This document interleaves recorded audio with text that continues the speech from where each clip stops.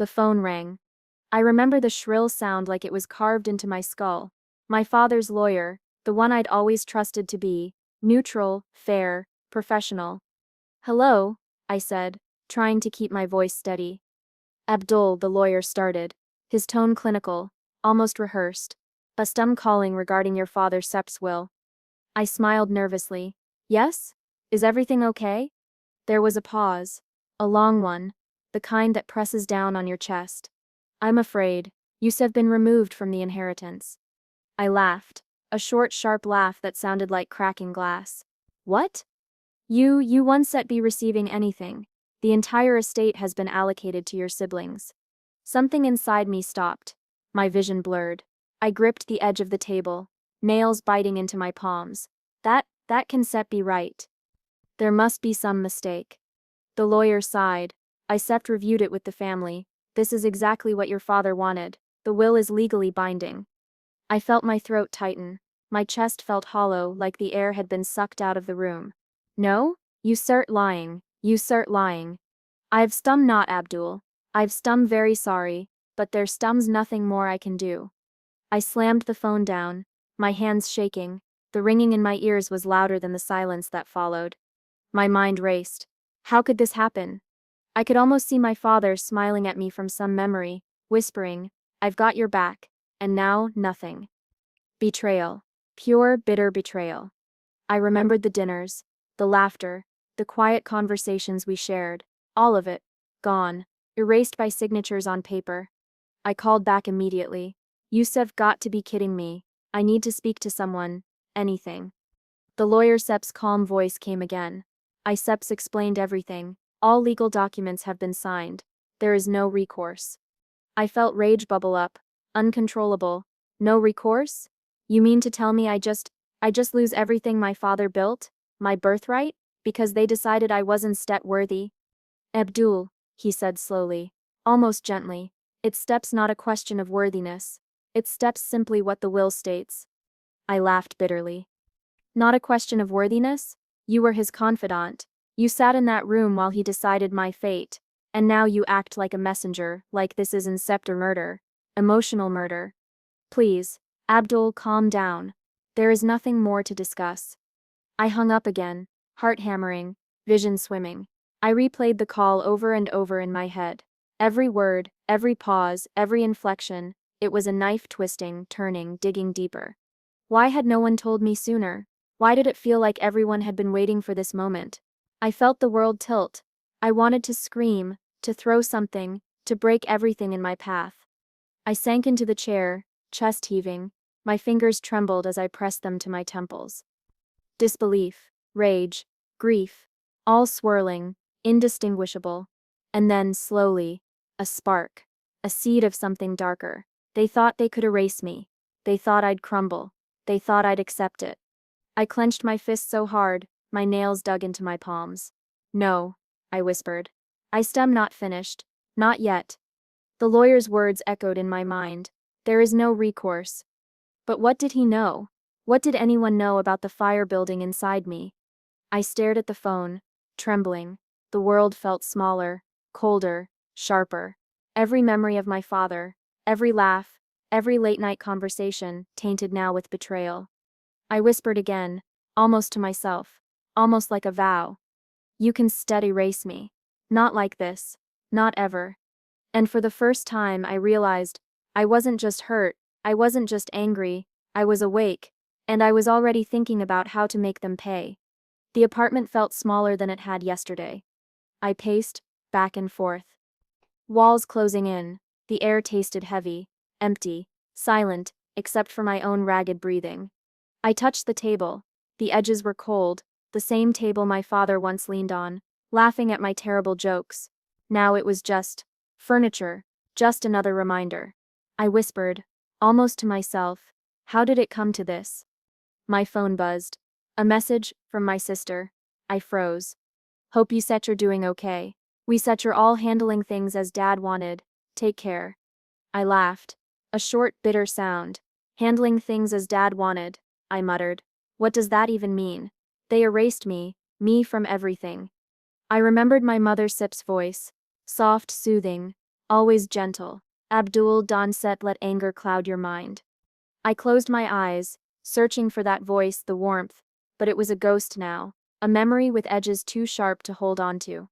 I opened my journal, blank pages, waiting. I wrote, they all planned this. They smiled while they signed the papers. I'm nothing to them. I paused. The pen trembled in my hand. Why did instead you protect me, Mom? The words were ugly, raw, unfair, but they poured out anyway. Every memory of dinners, birthdays, whispered conversations, they were poisoned now. Even love had a bitter aftertaste. I slammed the journal shut. My heart was hammering. I felt both empty and heavy, confused, alone, angry, helpless. A flashback hit.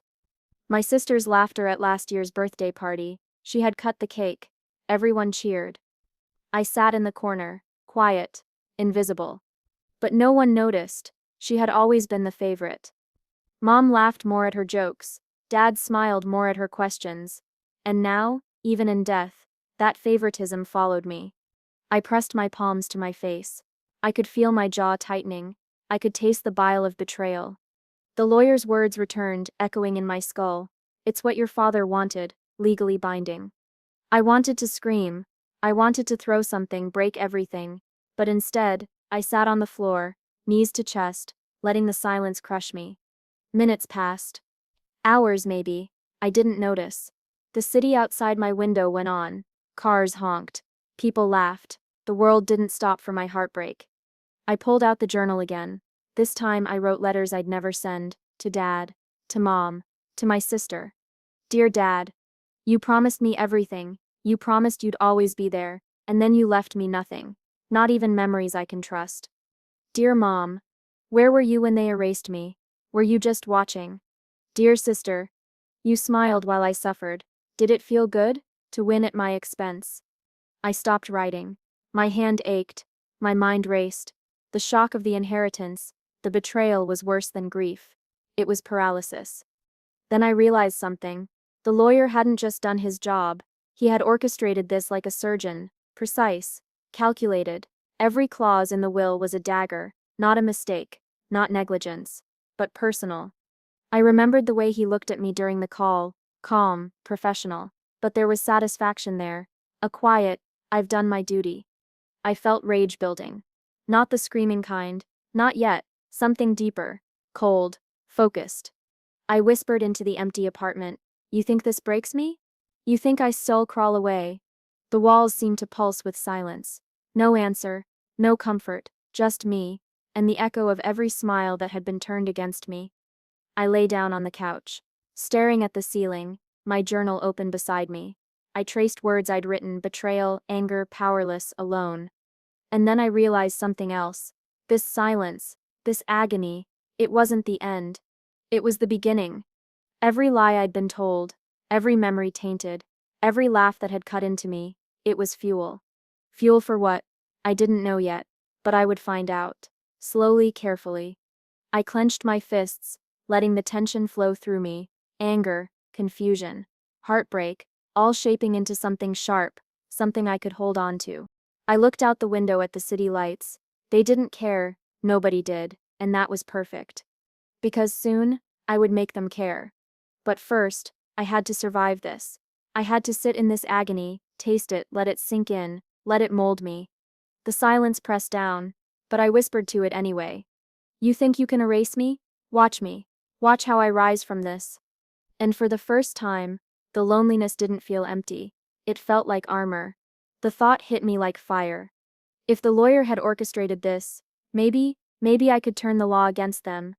I paced my apartment, the night silent except for my own ragged breaths.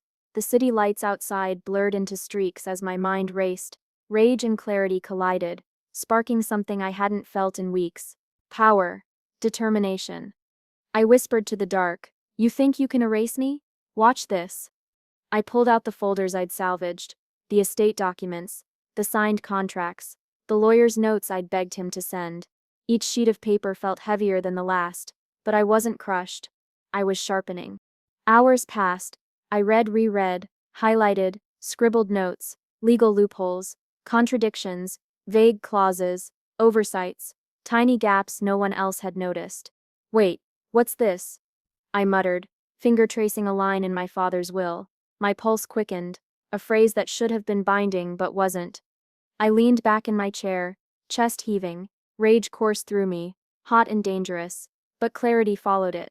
This wasn't just about losing inheritance anymore. This was about exposure, about justice, about showing them that arrogance has consequences. I spoke to myself, out loud now.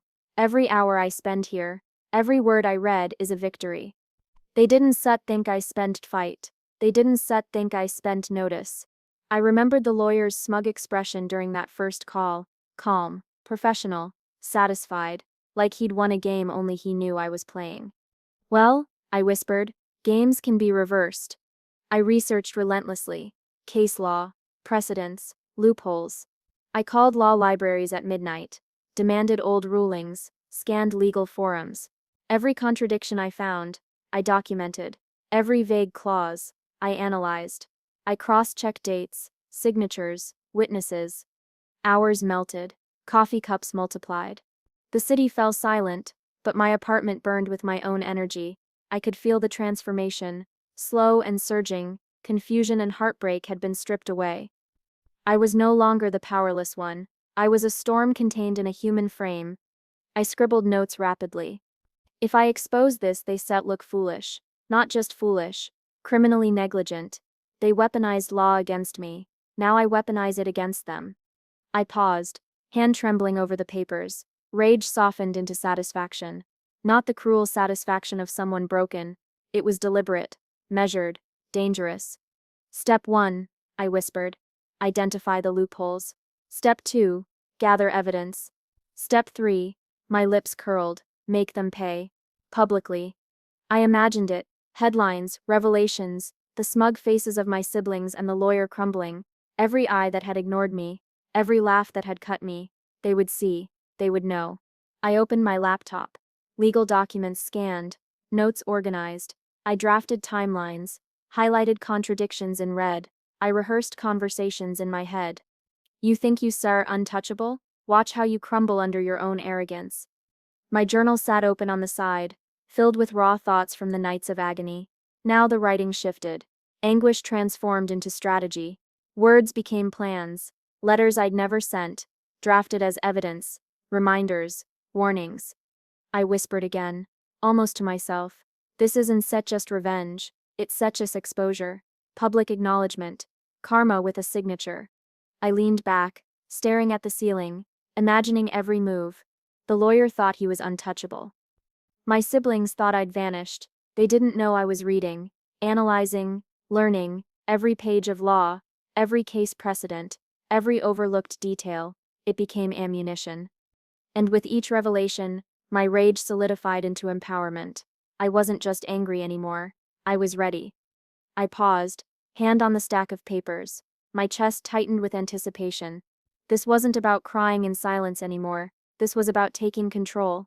My father's estate had been stolen, yes, but arrogance, deceit, betrayal, those were mine to punish. I whispered to the empty room. You thought I sept break. You thought I sept disappear. Watch me. I spent hours cross-referencing. Every clause that could protect me. Every loophole that could hurt them. Each small discovery was like a spark catching fire. By dawn I had a plan forming, a path that would lead them straight into exposure. I thought about the lawyer, the careful architect of my betrayal. Calm, confident, but now I could see him clearly. Vulnerable, human, flawed, and I held the map to his undoing in my hands. I laughed softly, almost gently, but it was a dangerous sound, dark, calculated. Every hour, I said aloud, I set am building this. Every sleepless night, every page, every note, this is power, this is my revenge. I stared at the papers, at the chaos I'd organized into strategy. Rage had been my fuel, clarity my guide, and now, I was unstoppable. The spark had ignited, and nothing would put it out. I whispered one final vow into the night. They erased me, they thought I stit vanish. But I will rise, and when I strike, they stit know the cost of arrogance, the cost of betrayal, and the world will see it all. And for the first time in weeks, I slept with a smile. Not relief, not joy, but anticipation. A storm was coming, and I was ready. I found myself hunched over my laptop at 2 a.m., the apartment dark except for the cold glow of the screen. Emails, letters, messages, all of them strewn across my desk like pieces of a puzzle. And finally, it started to make sense. I whispered, almost to myself, so this is how it all fits. My sister's laughter and my memory, the smug, careless way she had always seemed untouchable, clicked into place. She hadn't just been the favored child, she had orchestrated it too. Every note, every whispered word to my father, every sly suggestion to the lawyer, it all pointed to her. I opened an old email from her. The date was 2 years ago. He's soft. You know how to push him. Make him see it your way. My stomach twisted. She had plotted this. Every smile, every compliment lies. I clicked on another thread. The lawyer. The way he had looked at me during our call. Professional, calm, infallible. Now it was clear, that calm was arrogance. Meticulous craft, but personal too. He had thought himself untouchable. A puppeteer hiding behind the law.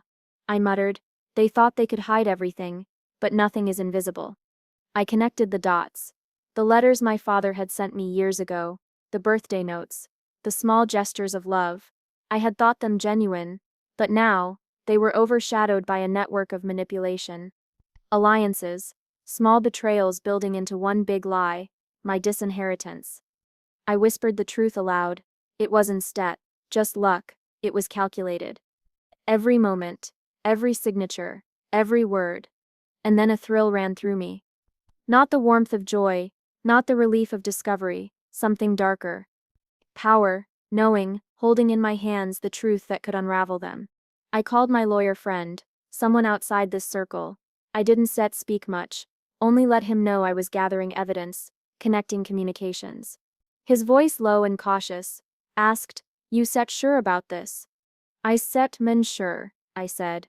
"Every email, every note, every private message, they all point to them, to my sister, to him." I hung up and stared at the screen. Lines of text, once meaningless, now sang a symphony of deception. Every small betrayal my family had committed. The casual dismissals, the smiles that cut, the careful words intended to mislead, they all added up. I paused, hand hovering over the keyboard. I could feel it, the quiet satisfaction of being the one who now held the strings. The lawyer, my sister, they had thought themselves untouchable, invisible, but I had the truth. And truth is a weapon sharper than any knife. I whispered, letting the words linger in the apartment. They thought they could erase me, they thought they could lie and hide. But I see everything now. I dug deeper, private messages between my sister and the lawyer, subtle hints, flawed reasoning, clauses they thought no one would notice.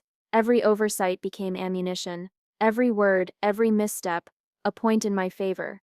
I found a draft of an email from my sister, never sent, to the lawyer. Make sure he doesn't find out.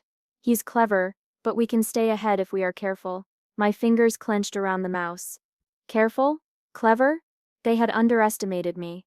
I leaned back, breathing heavily. They built this house of lies and I stood holding the blueprint. I began mapping the sequence, who said what, when, and why. My notebook filled with arrows, dates, connections. I could see the pattern, manipulation layered upon manipulation, each lie supporting the next. My sister's role was undeniable, central even. The lawyer's precision was arrogance hiding insecurity. I whispered into the darkness. You thought you were smarter. You thought you were untouchable, but you left your fingerprints everywhere. A strange thrill ran through me again. Not just the thrill of planning revenge, but the intoxicating clarity of control. Knowledge had power, and I had it. I closed my eyes, and imagined confronting them, not yet with words, not yet in public, but knowing the moment would come, their confidence, their arrogance, their smiles, they would crumble. I opened the laptop again, more connections, more emails, more letters. The puzzle was almost complete. Every dot linked, every betrayal documented, every oversight marked. I whispered, almost like a prayer, this is instead about money anymore, it's instead about truth, the truth they thought they could hide. The apartment was silent, my chest heaved with excitement and dark satisfaction. I had unearthed their secrets, exposed the web they had spun, and felt it twist in my favor. I smiled to myself. Quietly, Slowly, the storm inside me wasn't just anger anymore. It was purpose. It was precision. It was control. I typed a final note to myself in the journal. Every lie is accounted for. Every betrayal documented. They thought they were untouchable. They are about to learn the cost of arrogance. I leaned back, letting the night wrap around me. The thrill lingered, quiet but sharp. I wasn't done, not even close. But now I knew exactly what I held, and the power it gave me was intoxicating. And in that moment, I realized revenge wasn't just about taking back what was mine. It was about showing them, in every painful, undeniable way, that truth always finds a hand to wield it. I picked up my phone and stared at it for a long time. The contacts, the names, they were just numbers, just strangers. But I knew, somewhere, they had felt the same sting I had: betrayal. Arrogance. The cruel hand of power wielded without consequence. I dialed the first one. My hand shook. Hello? Hi. This is Abdul, I said. We haven't yet met, but I think you know him. There was silence on the line, then a soft laugh. Oh, I know him, and you are not the first. I smiled grimly. I need help. I need someone who understands how he works. By the next call, my pulse had steadied. Each conversation was different, but the pattern was the same. Stories of manipulation, half-hidden truths, betrayals buried under legalese and smiles. Every person I spoke to had a story, a grievance, and suddenly they weren't strangers, they were allies. I met one in a quiet cafe, a retired accountant who had worked with the lawyer years ago. He thinks people are blind, the man said, tapping the table. Blind trust. Blind loyalty. I've seen it destroy careers, families. Not this time, I said firmly. Not anymore. He raised an eyebrow. You got fire, but fire alone isn't stead enough. I have more than fire, I whispered, almost to myself. I have proof. Every oversight, every flaw, every lie, and I stem not alone. Each new ally added strength. Slowly, carefully, a network formed. People who had been slight, overlooked, or exploited. Their loyalty wasn't blind. It was forged in shared grudges, in the understanding of injustice, and for the first time in months, I felt alive. I leaned back in my apartment, phone in hand, thinking about the connections I made. They never faced anyone like this before, I murmured. They never had to. I remembered the lawyer's smug expression when he delivered my inheritance verdict over the phone. Calm, confident, untouchable. But now, the calm felt brittle. Every conversation I'd had, every person I'd recruited, chipped away at it. I called my mentor next. Started gathering allies. I said, people who know him, people whose steps been wronged. It steps more than just legal, it steps strategy. Information, influence. You've come a long way, my mentor said. Voice steady, calm, but tread carefully. Power is intoxicating, and loyalty can shift. Make sure your foundation is strong before you strike. I know, I said, but for the first time, I feel like I have it. I feel like I can fight back. We spoke late into the night. Every tip, every contact, every insight I shared with my mentor sharpened the plan. I was no longer alone in my grief or my fury. My heartbreak had transformed into something sharper, something precise, something dangerous. I thought about my sister, about the lawyer, about everyone who had thought they could erase me, and for the first time, I didn't feel fear. I felt a quiet, simmering anticipation. I whispered into the empty apartment. They underestimated me. Everyone always underestimates me. But this is different. I began mapping the network. Who could help? Who could provide evidence? Who could stand as witness? I visualized the moves, the counter-moves. Each contact wasn't just a person, they were a piece of leverage. Each story, a weapon. The phone buzzed again, another potential ally. I smiled. Perfect, I muttered. You need to trust me, but I waste you. Not now. I leaned back, looking at the small army I had quietly assembled. Every face, every voice, every whispered story, they were the key to reclaiming what had been stolen, and not just for me, for truth, for justice. I whispered one final vow into the night. This isn't just revenge, this is the reckoning they never saw coming. And for the first time in months, I felt something I hadn't felt since the lawyer's call, the thrill of possibility. Not hope alone, but power. The dangerous, intoxicating power of allies united behind one purpose. I closed my eyes and smiled. The game had begun. The night I decided to move, I felt the shift in the air. Every detail mattered. Every word, every glance, every call, every casual conversation was a chess move, and I had been studying the board for weeks. I whispered to myself, "This is it. Every step counts." I started small. A text here, a casual mention there, nothing concrete, just enough to unsettle. "Did you notice the clause in Dad's will about the property?" I asked a family acquaintance during a lunch that was supposed to be harmless. They blinked. No, I haven't yet." "Why?" I shrugged, keeping my voice light, almost dismissive. "Just curious. You know how these things get interpreted differently." Later the lawyer called. His tone was measured, professional, like he always had it under control, but I could sense hesitation. A subtle tightening of the jaw, a flicker behind the calm.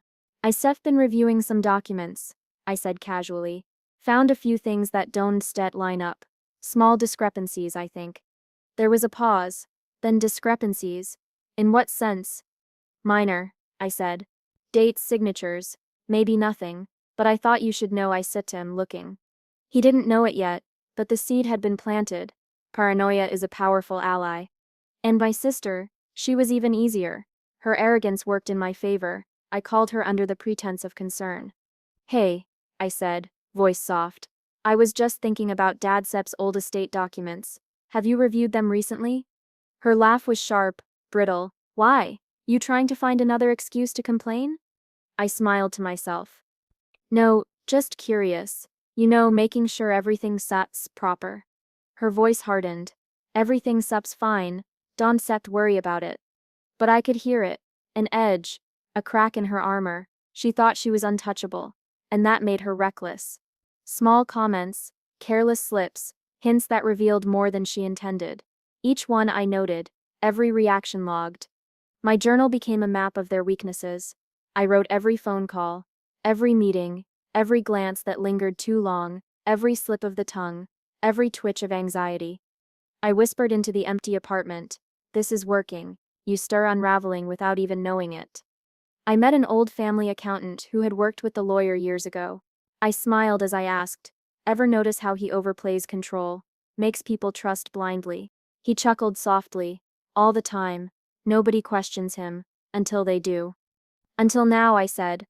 I started leaking hints of irregularities to carefully chosen acquaintances, small, calculated murmurs. Each one traveled back, like ripples, creating tension and paranoia. The lawyer began asking questions. I didn't answer directly. My sister overcompensated in meetings, her words tripping her up, revealing more than she realized. I caught it all. Every slip, every reaction, every flicker of doubt. My pulse quickened with each subtle victory. At night I reviewed my journal. Dates, times, reactions, outcomes. I was both hunter and tactician, moving unseen. I whispered, "You thought you controlled everything, but the game has changed." Then came the small confrontations. "Abdul, are you suggesting?" the lawyer asked during a call, voice tight. "I sup suggesting nothing," I said smoothly. "Just observing. You know how easy it is to miss a detail." His silence told me everything. Unease, paranoia, even the invincible have their cracks. My sister called later, frantic, trying to cover for her own mistakes. "Abdul, you need to stop looking into everything. You stir imagining things." I leaned back, smiling softly. "I imagine nothing. I observe." Her voice dropped. You think you can prove anything," I whispered, almost to myself, already proving it. One slip at a time. I documented every reaction, every tiny misstep, every anxious glance. The thrill of seeing the tables turn was intoxicating. I could feel their control slipping, see the tension building. I thought about the nights I spent in darkness, alone, agonizing over betrayal. That heartbreak had forged me, sharpened me. Now it transformed into precision, strategy, control. Even in casual encounters with colleagues or acquaintances, I noted every word, every twitch, every laugh that sounded forced, every overcompensation. Each piece of information fed my plan. By the end of the week, the lawyer's calm had frayed. My sister was anxious, careless, revealing secrets without realizing it. Every observation I recorded added a new layer to my strategy. I whispered to the apartment. This is it. This is what I waited for. The shift, the unraveling, and it's just the beginning. I stared at the journal, pages full of names, dates, reactions, and small victories, each one a step toward the inevitable conclusion. The plan was in motion. And I smiled, darkly, quietly, satisfied. I wasn't just reacting anymore. I was orchestrating every detail, every person, every misstep under my control. I whispered one final vow into the night. You thought you were untouchable. You thought arrogance protected you. Watch closely, because the hunter is now the tactician, and the game has only just begun. I remember walking into his office, heart steady, breath even. The lawyer looked up, that same smug smile on his face. Calm, confident, untouchable, or so he thought. Abdul, he said, voice smooth. What brings you here? I smiled faintly. I think you know. He leaned back, folding his hands. I said, not sure I follow. I placed the folder on his desk. Thick, heavy, every page a nail in the coffin of his arrogance. Every misstep, every ethical breach, every manipulation you thought was invisible. His eyes flickered, just for a second, and I felt the tiniest surge of satisfaction. I don't understand, he said, trying to charm me, smooth over the tension. These documents are standard, legally binding, properly executed. I shook my head. Proper? You call this proper? I flipped the folder open, tracing lines of correspondence. Emails where you coached my sister, letters where you misrepresented facts to my father, clauses deliberately vague to erase me. Proper? The smirk slipped. I watched it crumble, like a fragile mask shattering. She didn't know, he stammered. Your sister, she only. I raised a hand, cutting him off. Dawn set, she was part of it. Every slip, every comment I logged, every careless word, it's all proof. And she knows now. I glanced toward the corner. My sister shifted uncomfortably. For the first time, I saw the arrogance drain from her face. Fear, recognition, realization. You've been watching, she whispered. Voice small. Not watching, I said. Observing. Recording, understanding. You made the plan easy. The lawyer leaned forward, voice low, defensive. Abdul, this is personal. You can sit. I let him stumble. Let him flounder. Silence is the deadliest weapon. I sat back, letting the tension stretch between us like a taut wire. Every clause you drafted, I said slowly, was a trap, and you thought I wouldn't notice, that I stepped my erasure quietly. But I noticed everything. He opened his mouth, then closed it, words failing him. His hands twitched, restless on the desk. I thought of my father, the gentle warmth that had been replaced with betrayal, the voice that promised fairness, replaced by documents that cut me out. I remembered every small kindness, every subtle manipulation that had been twisted into a lie. I see it all, I whispered, letting the words linger. The favors you disguised as care, the instructions that hid your ambition, the arrogance that blinded you to consequences. My sister tried to interject. Abdul, maybe you stir. Quiet, I said firmly, my gaze sharp. This is the moment you understand the cost of underestimating me. The lawyer's breathing quickened. I watched the color drain from his face, that calm facade collapsing under scrutiny. Every rationalization, every charm, every attempt to explain only revealed more guilt. You think this is just about money? I said softly, leaning forward. It stems not. It stems about truth. Every lie you crafted, every trust you exploited, every betrayal you enabled. He tried again. Abdul, you misunderstand. This wasn't spit. I cut him off. No misunderstandings. No mistakes. Every email, every private note, every manipulated word, it steps all here. I tapped the folder, and everyone who thought they could hide behind you now knows they can stet. My sister Sip's lips pressed tight. She swallowed, shifting uneasily. Abdul. Watch, I said. Listen. Every reaction you make, every defense you try, it seps evidence of your guilt. He exhaled sharply, panic rising. I could see it in the tremor of his hands, the tension of his jaw, the shallow breathing he tried to mask. You stutter unraveling. I said, slowly, carefully, and I said I'm watching it happen. I said I'm waited months for this. Years, really, to see the tables turn. I leaned back, letting the silence stretch. Let them squirm, let them feel the weight of their miscalculations. Patience has its own cruelty. You thought I'd been powerless, I whispered. You thought arrogance was protection, but I am neither powerless nor blind. I watched my sister's eyes widen, realizing she had underestimated me. Every casual dismissal, every laugh at my expense, every manipulation, it had been noted, recorded, remembered. I stood, letting the folder slide closer to the edge of the desk, just enough to feel the gravity of it. And now, I said softly, everything you built on lies is exposed. Every claim, every excuse, every plan you thought was secret, it suts unraveling, right here, right now. The lawyer's silence was deafening. My sister's shifting weight punctuated it. I didn't need to shout. I didn't need theatrics. Precision, patience, and the cold weight of truth did the work for me. I thought of every sleepless night, every moment of doubt, every pang of betrayal. And now satisfaction.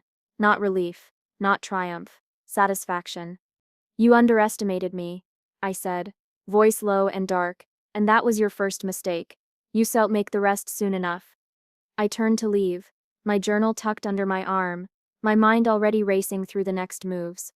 Behind me, the lawyer and my sister remained frozen, their arrogance shattered, replaced with the stark, undeniable truth. I was no longer the one who could be ignored, dismissed, erased. And as the door clicked shut behind me, I whispered into the empty hallway. Revenge is instead just taking back what steps yours. It's steps showing them they never had power over you. And now, they finally know. I watched it unfold like a storm finally breaking. The lawyer, once untouchable, now trembling under scrutiny, exposed in ways he never imagined. Public censure, legal reviews, his colleagues whispering behind his back, every smug smirk, every arrogant glance erased. I whispered to myself, almost in disbelief, this is justice. The first time I saw him in the headlines, his name next to words like misconduct and ethical violations, my chest tightened, not with greed, not with triumph, but with satisfaction. Every small injustice he'd inflicted, every family ruined, every trust exploited, it all came back to him. I smiled quietly, savoring it. They finally see, they finally know. My sister was nearby, watching it happen in real time. Her confidence, once untouchable, cracked. Each new revelation gnawed at her arrogance, like acid. I could see her shifting, unable to meet my eyes, unable to reconcile that her hand in this mess had contributed to the downfall she now witnessed. Abdul, she whispered, voice small, trembling. I didn't set think. You didn't set think, I said softly, letting the words linger. You never think, do you? You assume control means invincibility, but even invincibility has cracks. Her silence was telling. Shame, fear, recognition. I let it settle. No need to push further. The exposure was punishment enough. I remembered every moment of despair, every sleepless night, every feeling of betrayal that had once consumed me. Every pang of heartbreak had forged something sharper inside me, something precise, something unstoppable. I whispered, every scar has its purpose. The lawyer tried to speak through channels, through messages, trying to rationalize, to explain away the evidence, but it was too late. The public eye, the professional eye, the meticulous record I had gathered, all of it unassailable. Every word he uttered now revealed more guilt than defense. Abdul, he said finally, voice breaking over the phone. This is unfair. I smiled faintly.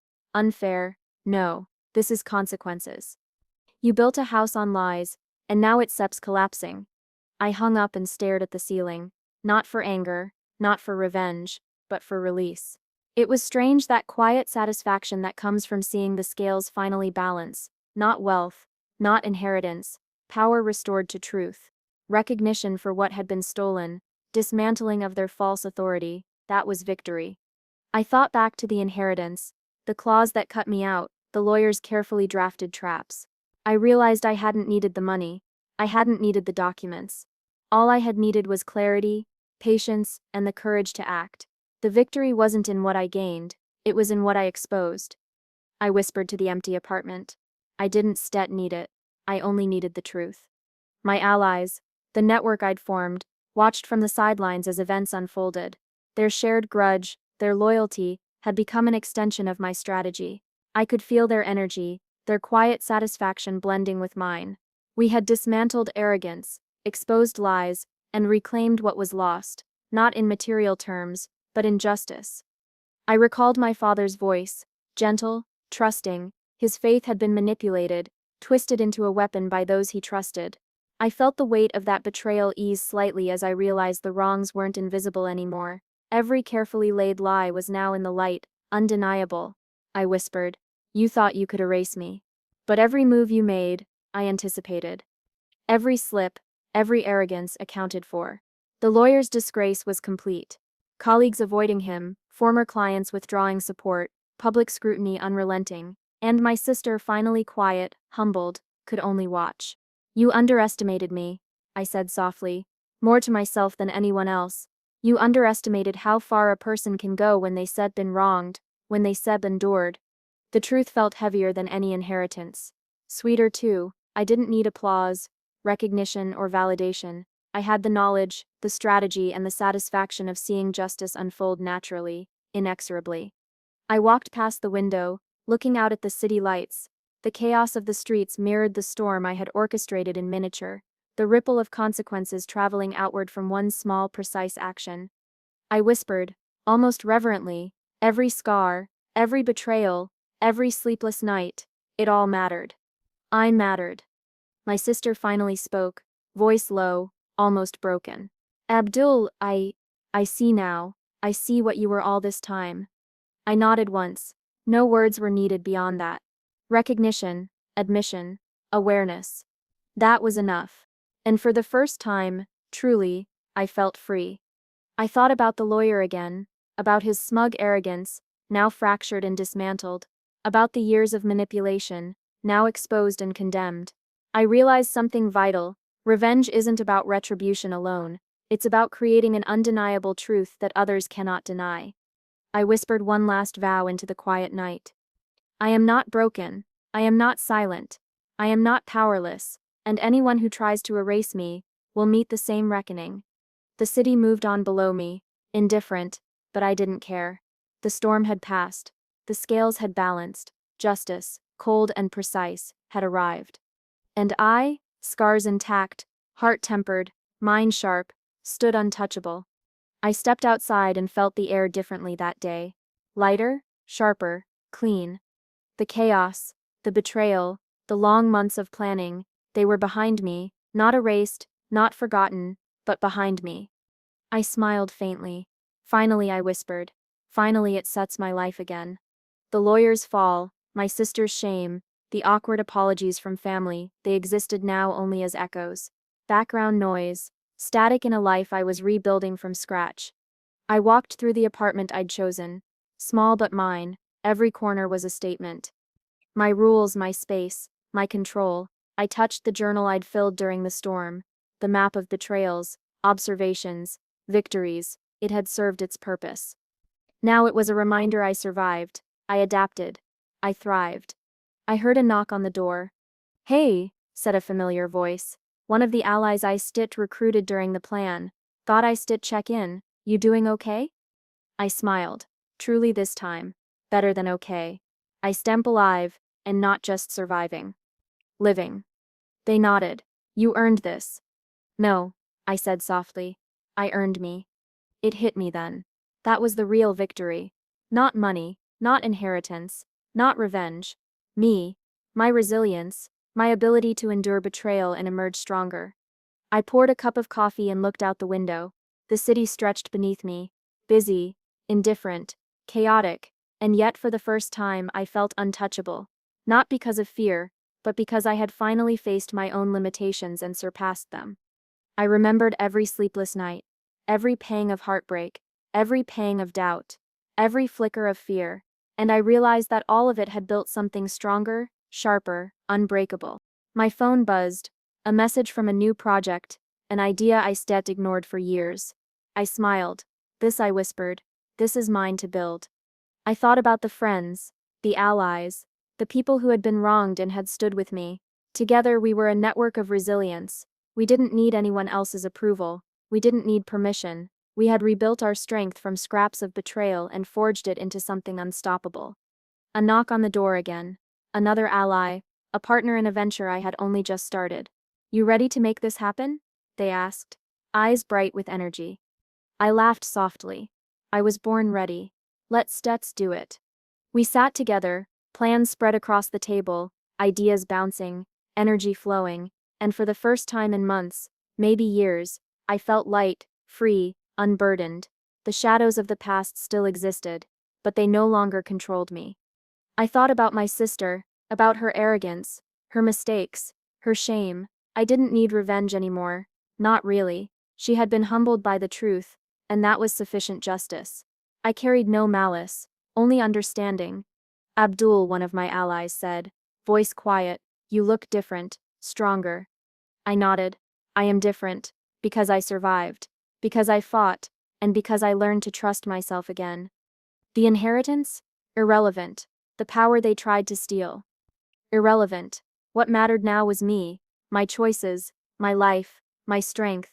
I walked to the balcony and inhaled deeply. The wind carried a sense of possibility, of beginnings, not revenge, not anger, not fear, but hope, empowerment. The knowledge that I could rebuild anything, anywhere from the ashes of betrayal. I whispered to the city, to the night, to myself, "I am whole, I am formidable, I am free."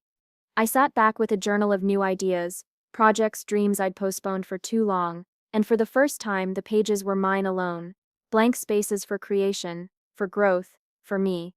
I thought about the scars, the lessons etched deep into my mind and body. They weren't reminders of pain. They were proof that I endured, that I adapted, that I conquered fear and doubt. I smiled again, a real smile, wide and unguarded. This is the life I build. My rules, my victories, my freedom. The phone buzzed again. Messages from allies, collaborators, new friends, plans taking shape, opportunities unfolding. I replied quickly, decisively, with confidence I hadn't known I still had. And then I sat quietly, reflecting. For months I had been consumed by anger, revenge, doubt, but now I understood the real power was never in them. It was in me. I whispered softly, almost reverently. I faced my worst fears. I faced betrayal. I faced the lies, and I won, not over them but over myself. The city lights glittered beneath me, indifferent and alive, and I felt the same, indifferent to past chains, alive with possibility, unstoppable with my own agency. I stood, stretching, feeling my body and mind align. Each scar, each memory of pain, each small victory they had forged me. Not bitter, not broken, stronger, resilient, free. I whispered one last time, "I rise from the ashes, and this time I rise on my own terms." I closed my eyes, inhaled deeply, and let the peace wash over me. No one could touch me now, not the lawyer, not my sister, not my own doubts. I had faced them all and come out whole. And for the first time in a long time, I truly smiled.